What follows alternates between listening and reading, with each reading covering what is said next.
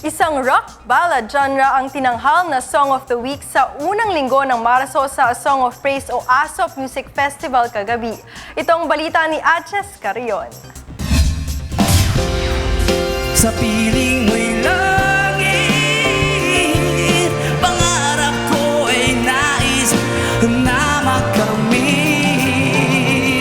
Nagustuhan ng mga huradong sina Music and Magic member Montelibano, singer-comedian Fede Los Reyes at Dr. Musico Mon del Rosario ang isang rock ballad genre praise song kaya tinanghal itong unang Song of the Week sa buwan ng Marso sa A Song of Praise o ASOP Music Festival.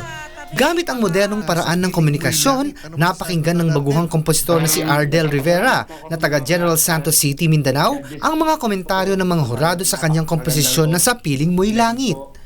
At kay Jay po, maraming salamat. Sana po, mabigyan po ng pagkakataon.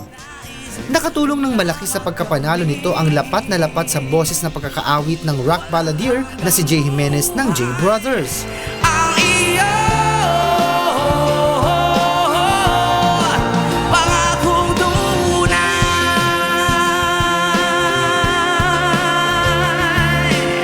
Medyo fit siya sa style din ng pagkanta ko. So tingin ko isa din yun sa nakatulong sa song. Aside from that na maganda din yung flow ng music niya.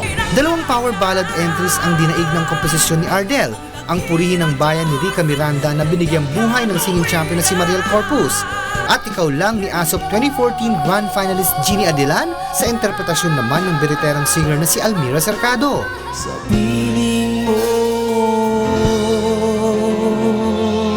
Ajes Carrion, UNTV News Worldwide.